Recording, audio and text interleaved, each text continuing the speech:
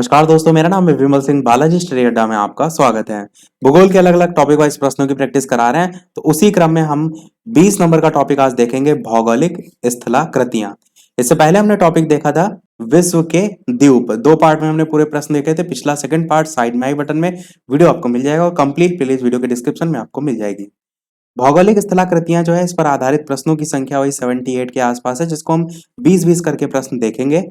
आज के इस पहले पार्ट में 20 प्रश्न हम देखेंगे और एक प्रश्न हम आपसे भी पूछेंगे। तो चलिए स्टार्ट करते हैं प्रश्न नंबर 1 से। तो पहला प्रश्न आपका है कि जलोढ़ पंख कहाँ निर्मित होते हैं। तो आपको बताना है इन चारों ऑप्शन में से कौन सा जो है वो सही होगा। नदी के तट पर, पहाड़ी जो है उसके तलीय क्षेत्र पर, नदी के किनारों पर, या जो झील है उनके किनारों पर। तो देखिए, एक्चुअल में होता ये है, जैसे ये पर्वत बने हुए हैं इस टाइप से। अधिकतर आप बचपन में जब सीनरी बनाते थे ऐसे ही पर्वत बनाते थे, बीच में एक सूरज निकाल देते थे। तो जो जलोढ़ पंख होते हैं, ये जो पर्वत होते हैं, इनका जो निचला हिस्सा होता है, मतलब ऊपर चढ़ाई पर नहीं, नीचे जो तलहटी जिसको हम कहते हैं, यहाँ पर आपका जो जलोढ़ पंख होता है उसका निर्माण होता है। अब आपके दिमाग में आएगा कि कैसे निर्माण होता है। तो नदी जब बहती है अपने साथ साथ क्या करती है, और भी मलबा हो गया, पत्थर हो गए, इन सभी चीजों को बहाते हुए ले चलती है। तो जब कोई बहने वाली नदी कोई खुला मैदान होता है, या कह सकते हैं कोई घाटी होती है, उसमें प्रवेश करती है और अपने साथ जो भी लाया गया अवसाद होता है उसको जमा कर देती है। तो ये सब जो नीचे जमा होते हैं ना, ये जमा हो जाते हैं, तो इन्हीं को हम जलोढ़ पंख कहते हैं। अब आपको आंसर समझ में आ गया होगा इन चारों ऑप्शन में सही कौन सा होगा। तो बी वाला सही हो जाएगा। पहाड़ी जो है उसके तलीय क्षेत्र पर आपका जलोढ़ पंख जो है वो निर्मित होते हैं। दूसरा प्रश्न देखते हैं। दूसरा प्रश्न है कि एक संकरी, गहरी और तीव्र ढाल युक्त किनारों वाली नदी घाटी को किस नाम से जाना जाता है। ब्लफ के नाम से, कैनियन के नाम से, रिफ्ट घाटी, या फिर सभी। एक सकरी, गहरी और तीव्र ढाल युक्त जो किनारे हैं, उस टाइप वाली जो नदी घाटी है उसको किस नाम से जाना जाता है। तो चलिए उत्तर की बात करते हैं। तो आपका कैनियन जो है वो बिल्कुल सही हो जाएगा। यहाँ पर जो प्रश्न में बात किया गया है वो कुछ इस टाइप से, आपने देखा होगा बहुत सी मूवी वगैरह में कि इस टाइप से पूरी गहरी गहरी घाटियां होती हैं। जैसे कि इस टाइप से आप पूरा भूमि है, आप यहाँ पर खड़े हुए हैं ऊपर, और नीचे साइड जो है पूरी पूरी गहरी घाटियां हैं, वो सीधी होती हैं। मतलब उनकी ढलान यूं तिरछा ना हो करके यूं सीधी होती है। तो वही प्रश्न पूछा गया था, एक सकरी, और ये भी कि इसका जो मार्ग है बहुत ज्यादा जो है वो फैला हुआ नहीं है, सकरा है। सकरी, साथ ही साथ गहरी और तीव्र ढाल युक्त। तीव्र ढाल कब होगा, जब ये जो ढलान है वो ऐसे ना होकर सीधे खड़ी ढलान हो जाएगी। तो उस टाइप वाली नदी घाटी को हम कैनियन जो है उसके नाम से जानते हैं। इसी को आप तंग घाटी भी जो है वो कह सकते हैं। इनका निर्माण अधिकतर तब होता है जब कोई नदी बहती है और ये जो भी अंदर वाला हिस्सा जो खाली है, इसको काटते हुए पूरे कह सकते हैं पूरी एक घाटी बना देती है। इनको आप ये भी कह सकते हैं कि ढलान जो है साधारण घाटियों के मुकाबले अधिक आपको सीधी लगे। आंसर आपका कैनियन जो है वो सही हो जाएगा। तीसरा प्रश्न देखते हैं कि अपरदन के सामान्य चक्र में पुनर्यौर्मन को दर्शाने वाली स्थलाकृति जो है वो कौन सी है। 4 ऑप्शन है, बताइए कौन सा इनमें से सही होगा। अधः, कर्तित, विसर्प, बाढ़ का मैदान, गार्ज अथवा कैनियन, या फिर उपर्युक्त सभी। तो चलिए उत्तर की बात करते हैं इन चारों ऑप्शन में से। तो पहला आपका ऑप्शन अधः कर्तित विसर्प सही हो जाएगा। इसी को हम गंभीरी भूत विसर्प के नाम से भी जो है वो जानते हैं। तो जो मंद ढाल होते हैं ना, उन पर बहती हुई जो नदियां होती हैं, वो आपका पार्श्व अपरदन भी करती हैं और क्षैतिज अपरदन भी करती हैं। साथ ही साथ आप ये भी देखते हैं कि जो टेढ़े मेढ़े इस टाइप से रास्ते बने होते हैं, इनसे होकर जो बहने वाले नदी होती हैं वो विसर्प का निर्माण करती हैं। तो जब ये विसर्प जो होती हैं वो कठोर जो चट्टानें रास्ते में पड़ती हैं, इनसे मिलती हैं और गहरे कटे और विस्तृत आकृति का निर्माण करती हैं। इसी को हम अधः कर्तित विसर्प के नाम से जानते हैं। अगला देखते हैं, चौथा प्रश्न कि संप्राय मैदानों का निर्माण नदी की किस अवस्था में होता है। युवावस्था, प्रौढ़ावस्था, जीर्णावस्था, या फिर इनमें से कोई नहीं। बताइए इनमें से कि संप्राय जो मैदान है उनका निर्माण नदी की किस अवस्था में जो है वो होता है। आंसर की बात करते हैं ऑप्शन एबीसीडी में से, तो जीर्णा अवस्था जो है वो सही हो जाएगा। तो ये जो अवस्थाएं आप तीनों देख रहे हैं, ये जो संबंध होता है वो कछार के ढाल से इसका संबंध होता है। अपनी युवावस्था और प्रौढ़ावस्था में जो नदी होती है वो अपनी कछार में जो भू आकृतियां होती है, लैंड फॉर्म्स, उनका निर्माण करती है, उनको मॉडिफाई करती है। तो वो सारी चीजें आपको अलग अलग स्टेज में देखने को मिलती हैं। पांचवा प्रश्न है, निम्नलिखित में से कौन सी नदी का निक्षेपात्मक स्थल रूप नहीं है। बाढ़ का मैदान, प्राकृतिक तटबंध, या फिर नदी विसर्प या म्यांडर, या फिर जलोढ़ पंख एवं शंकु। और यहाँ पर इस चीज को समझना जरूरी है कि ये निक्षेपात्मक है क्या। एक्चुअल में आपने देखा होगा कि नदियां जब बहती हैं क्या होता है, कई बार भूमि जो है वहां से उसके निचले स्थान पर उतरती हैं या फिर सागर या झील में गिरती हैं, तो उसका जो वेग होता है, उसका जो प्रवाह होता है, वो धीरे धीरे कम होने लगता है। वेग जो होता है उसमें कमी आने लगती है। कमी आने से क्या होता है, नदी जब बहती है तो अपने साथ मलबा भी लेकर चलती है। तो जो मलबा होता है उसकी स्पीड में भी कमी आएगी, तो मलबे का क्या होने लगेगा, निक्षेपण होने लगेगा। मतलब उसके साथ साथ तो बह रहा है, तो उसे हम नहीं निक्षेपण कहेंगे। जब चीजों से इधर से उधर फैलने लगा, अवरोध आ गया, नदी के मार्ग में रुकावट आ गई, तो निक्षेपण हो जाता है। इसी चीज को यहां समझिए कि नदी का निक्षेपण कब होगा, जो बाढ़ का मैदान होगा क्या उसमें होगा। आप कहेंगे नहीं, क्योंकि उसमें पानी डायरेक्ट बहता चला जाता है। प्राकृतिक तटबंध में भी नहीं होगा। जलोढ़ पंख हमने बताया कि नीचे आकर जमा हो जाता है। परंतु सबसे ज्यादा जो निक्षेपात्मक स्थल रूप देखने को मिलता है वो नदी विसर्प या मियांडर में देखने को मिलता है। नदी विसर्प क्या होता है, आप देखते हैं कि जो नदियां होती हैं वो इस टाइप से घुमावदार जो है वो बहती हैं। तो ये जो घुमावदार आप बहती हैं, इससे क्या होता है, मैंने ऊपर बताया कि नदी का निक्षेपात्मक रूप देखने को मिलता है, क्योंकि अपने साथ जो भी मलबा बहा कर ला रही हैं, इतना घुमाव में वो तो बहेगा नहीं नदी के साथ साथ, तो साइड साइड में जमा होते जाता है, वो छितिल होता जाता है। और जो नदी विसर्प है इसको आप अंग्रेजी के एस अक्षर जो है उसके आकार से भी कंपैरिजन जो है वो करते हैं। और नदियों का ये जो आकार आप ऐसा देखते हैं, ये एक्चुअल में अधिक अवसादी बोझ के कारण ही होता है, तो उससे भी नदी का निक्षेपात्मक जो रूप है वो समझ सकते हैं। छठा प्रश्न देखते हैं कि चाप झील तथा विसर्प यानी कि मियांडर नदी घाटी के किस भाग के लक्षण हैं। चार ऑप्शन है, ऊपरी या मध्य या निचला या फिर इनमें से कोई नहीं। तो आंसर की बात करते हैं इन चारों ऑप्शन में से। साथ ही साथ वीडियो पसंद आए तो लाइक भी अवश्य जो है सभी लोग करते रहिएगा। पूरी मैं कोशिश कर रहा हूँ चीजों को अच्छे से अच्छे समझाने की, तो आप सभी लोग लाइक भी अवश्य जो है वो करते रहिएगा। आंसर की बात करते हैं तो बी वाला आपका मध्य मार्ग जो है वो सही हो जाएगा।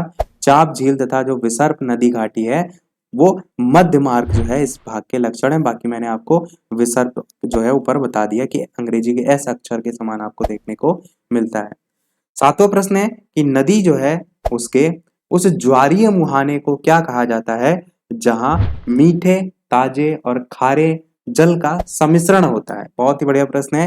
द्वीप समूह कहते हैं, ज्वार नदमुख कहते हैं, गार्ज कहते हैं, या फिर वलन कहते हैं। वलन हम कहते हैं मोड़ को। तो आपको बताना है इन चारों ऑप्शन में से कौन सा जो है आपका सही होगा। अभी जो हमने समझा था ऊपर निक्षेपण, तो निक्षेपण से जब एक स्टेप आप आगे बढ़ेंगे तो डेल्टा का निर्माण होता है, और डेल्टा से जब और एक स्टेप आगे बढ़ेंगे तो वहां पर आपका निर्माण होता है। तो इन चारों ऑप्शन में से आंसर की बात करते हैं, ज्वार नदमुख आपका जो है वो सही हो जाएगा। ज्वार नदमुख को आप ये भी कह सकते हैं कि जहां नदी जो है वो समुद्र से मिलती है, या जहां मीठे और खारे जल का सम्मिश्रण होता है, इस टाइप से भी कह सकते हैं। ज्वार नदमुख को ही आप एस्चुरी भी जो है वो कहते हैं। बी वाला आपका ऑप्शन जो है वो सही होगा।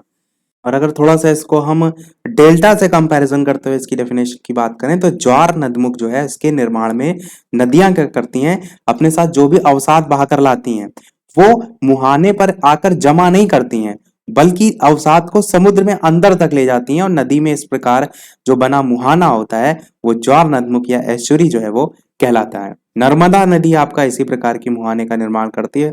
अच्छा, आपका एग्जाम्पल भी आप याद रख सकते हैं। आठवां प्रश्न देखते हैं, नदी के उस मुहाने पर जहां से नदी समुद्र में गिरती है, त्रिकोण रूप में जलोढ़ मिट्टी का भंडार जो है वो क्या कहलाता है, ये आपको जो है वो बताना है। बताइए ऑप्शन एबीसीडी में से कौन सा सही होगा।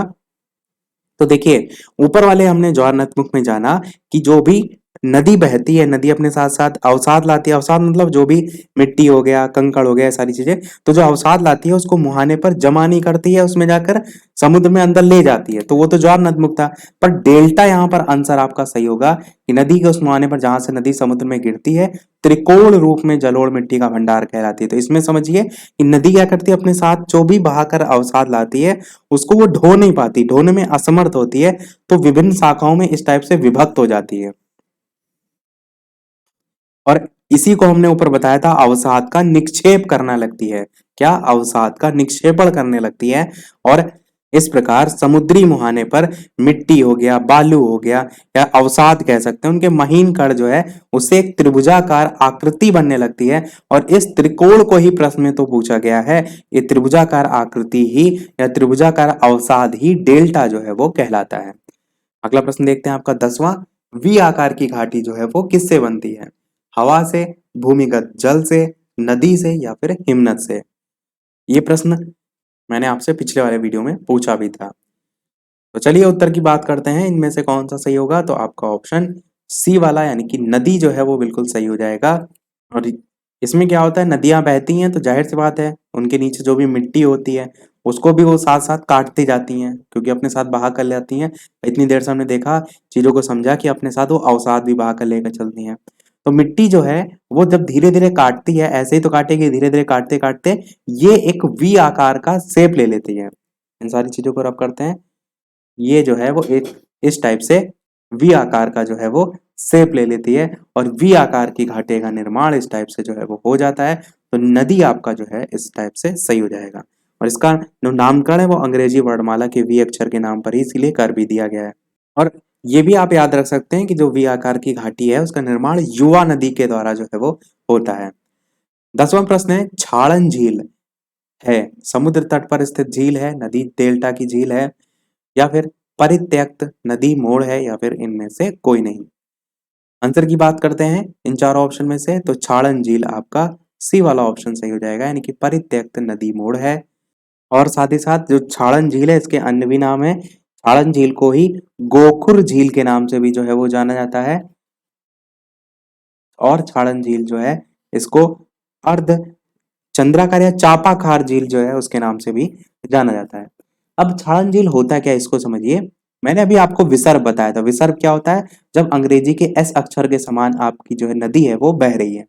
एक टाइम ये आता है कि नदी इस जो मार्ग है इसको फॉलो नहीं करती है, बहते बहते बहते जब कटाव होने लगता है तो ये सीधे यूं सीधा ही रास्ता पकड़ लेती है। इस चीज को आप समझ रहे हैं? एक टाइम ऐसा आएगा कि ये सीधा रास्ता ही पकड़ लेती है। तो जब नदी का बाकी या अपशिष्ट आप कह सकते हैं भाग जो बचता है उसे हम गोखुर झील के नाम से जो है वो जानते हैं। एग्जाम्पल के तौर पर उत्तरी भारत की मैदानी झीलें जो है आप याद रख सकते हैं। और इसके नाम में जो आंसर था वो क्या था? परित्यक्त नदी मोड़। परित्यक्त मतलब परित्याग करना, किसका? नदी मोड़ का।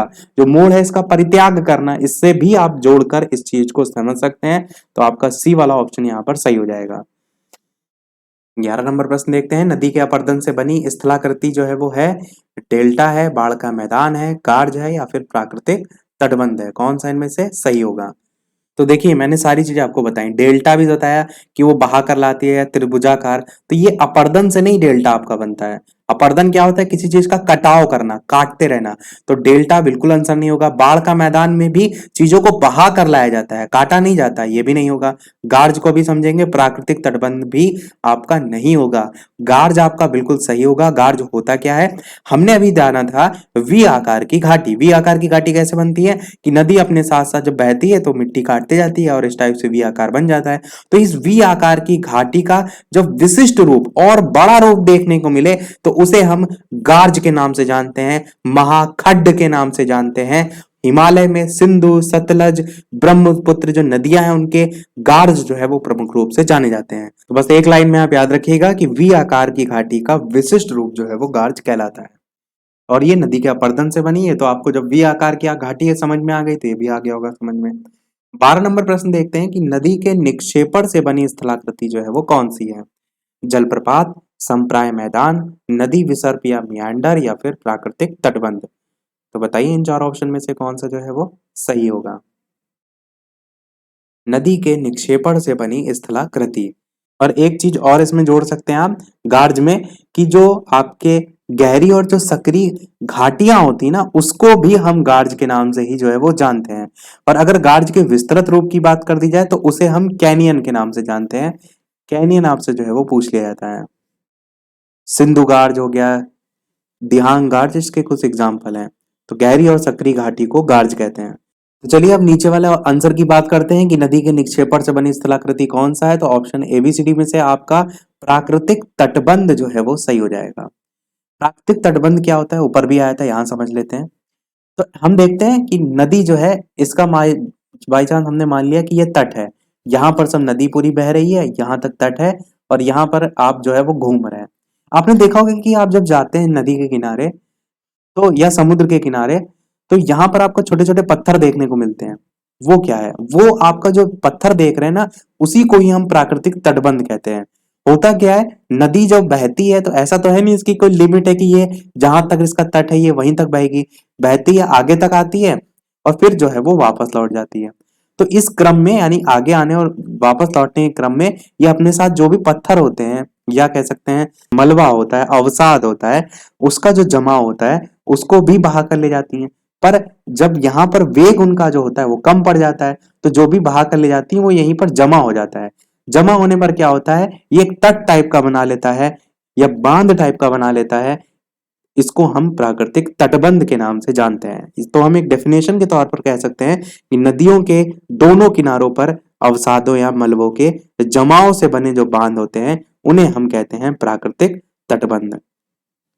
या फिर मलबे नदी के समानांतर जमा होकर प्राकृतिक जो तटबंध है उसका निर्माण करते हैं, ये भी जो है आप कह सकते हैं। तो आपका ये ऑप्शन सही हो जाएगा। 13 नंबर प्रश्न है, निम्नलिखित में से कौन सी स्थलाकृति का निर्माण नदी की युवा अवस्था में होता है। डेल्टा, गार्ज, गोखुर, या फिर मियांडर। बताइए इनमें से कौन सा आपका सही होगा। आंसर की बात करते हैं तो आपका बी वाला ऑप्शन गार्ज जो है वो सही हो जाएगा। मैंने आपको बता दिया गार्ज क्या होता है। तो ये जो है नदी की युवा अवस्था में जो है वो होता है, अवस्थाएं में मैंने आपको बता दी।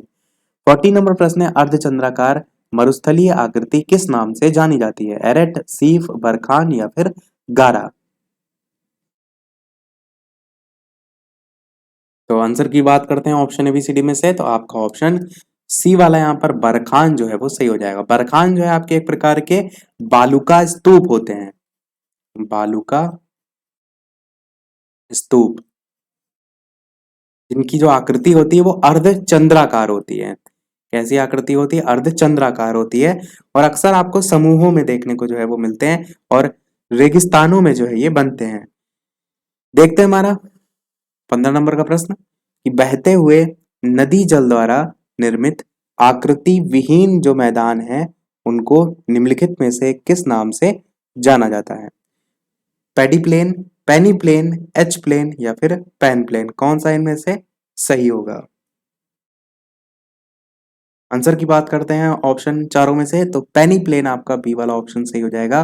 बहते हुए नदी जल द्वारा निर्मित जो आकृति विहीन मैदान है उनको पेनी प्लेन के नाम से जाना जाता है। अगला प्रश्न देखते हैं आपका 16 नंबर, कि पवन के अपरदनात्मक कार्यों के परिणाम स्वरूप तीन फलक या पार्श्वों वाले कठोर सैलों के टुकड़ों को किस नाम से जाना जाता है। ज्यूजेन, या फिर ड्राइकांटर, या फिर यारडांग, या फिर इंसेलबर्ग। कौन सा इनमें से सही होगा। तो आंसर की बात करते हैं इन चार ऑप्शन में से, आपका बी वाला ऑप्शन ड्राई कांटर जो है सही हो जाएगा। पवन जो है उसके अपरदनात्मक कार्यों के परिणाम स्वरूप तीन फलक या पार्श्व वाले कठोर सैल के जो टुकड़े हैं उन्हें जो है इस नाम से जाना जाता है। 17 नंबर प्रश्न है, रेगिस्तानी भागों में बरखानों की दो समानांतर जो श्रेणियां हैं उनके मध्य रेत मुक्त गलियारा जिससे होकर कारवा मार्ग आगे बढ़ते हैं, वो जो है वो क्या कहलाता है। चार नाम है, हमादा, बजादा, रेग, या गासी। डायरेक्ट आपको बस केवल नाम पता होना चाहिए। आंसर की बात करते हैं तो गासी आपका ऑप्शन जो है वो सही हो जाएगा। 18 नंबर प्रश्न आपका है कि लोयस जमाव के अतिवृहत क्षेत्र जो है वो कहाँ मिलते हैं। उत्तरी चीन में, पश्चिमी ऑस्ट्रेलिया में, उत्तरी अफ्रीका में, या फिर पेटागोनिया। कौन सा इनमें से सही होगा। लोयस जो यहाँ पर वर्ड लिखा है इसको समझ लीजिए, ये लोयस क्या होता है। तो पवन जब चलती है ना, वायु चलती है, तो उड़ाई गई जो धूल होती है उसके निक्षेप से निर्मित जो जमाव होता है ना, उसको हम लोयस के नाम से जो है वो जानते हैं। लोयस का निर्माण आप कह सकते हैं उस समय होता है जब पवन के साथ जो मिली हुई धूल होती है वो नीचे बैठकर एक स्थान पर बड़े पैमाने पर निक्षेपित हो जाती है। और पूछा भी जाता है कि सबसे बड़ा लोयस का मैदान कहाँ पाया जाता है, तो उत्तरी चीन में जो है वो पाया जाता है। प्रश्न में पूछा गया लोयस जमाव के अतिव्रात क्षेत्र कहाँ मिलते हैं, आंसर की बात करते हैं तो उत्तरी चीन आपका यही जो है ऑप्शन सही हो जाएगा। सबसे बड़ा लोयस का मैदान भी यही जो है वो पाया जाता है। और यही प्रश्न को दूसरे तरीके से पूछा गया अति बृहत क्षेत्र करके। देखते हैं हमारा लास्ट प्रश्न, यानी कि सेकंड लास्ट प्रश्न, क्योंकि स्टार्टिंग मैंने बताया था 20 प्रश्न हम कराएंगे, एक प्रश्न हम आपसे भी पूछेंगे। 19 नंबर प्रश्न है मरुस्थलीय क्षेत्रों से पवन द्वारा उड़ाई गई रेत की बड़ी मात्रा के निक्षेपण से निर्मित स्थल रूप को क्या कहा जाता है। इसका नामकरण फ्रांस के अल्सस प्रांत में स्थित एक ग्राम के नाम पर जो है वो किया गया है। तो एज इट इज मैंने आपको पूरी डेफिनेशन ही बता दी, तो आसानी से आप बता ले जाएंगे। बताइए प्लाया, सेलिनास, बजाडा, लोयस में से कौन सा सही होगा। तो बिल्कुल ऑप्शन एबीसीडी में से लोयस आपका सही हो जाएगा। ये भी ध्यान रखिएगा कि इसका नामकरण फ्रांस के अल्सस प्रांत जो है उसमें स्थित एक ग्राम के नाम पर हुआ। ये एक एक्स्ट्रा पॉइंट दे रखा है। देखते हैं हमारा अगला और इस वीडियो का लास्ट प्रश्न। और इस प्रश्न को देखने से पहले वीडियो अभी तक आपने लाइक ना किया हो, सभी लोग वीडियो को लाइक करते रहिएगा, मुझे भी मोटिवेशन मिलता रहे। इसी प्रकार चैनल पर नए हो सब्सक्राइब करके जुड़ जाइएगा। टेलीग्राम चैनल से जो भी ना जुड़े हो बालाजी स्टडी अड्डा सर्च करके भी जुड़ सकते हैं, लिंक भी आपको डिस्क्रिप्शन में मिल जाएगी, वहां पर भी क्लिक करके जुड़ सकते हैं। 20 नंबर प्रश्न आपका है मरुस्थलीय भागों में असामयिक वर्षा से बनी अल्पकालिक जो झील है उनके सूख जाने पर सिल्ट और नमक के निक्षेपण से बनी समतल स्थलाकृति को क्या कहा जाता है। बाल्सन कहते हैं, पेडिमेंट कहते हैं, उत्खात स्थलाकृति कहते हैं, या फिर प्लाया कहते हैं। बताइए इनमें से कौन सा जो है आपका सही होगा। तो ऑप्शन एबीसीडी में से आंसर की बात करते हैं, आपका ऑप्शन प्लाया जो है सही हो जाएगा। इसे हम प्लाया जो है वो कहते हैं। तो सभी प्रश्न हमारे समाप्त हुए।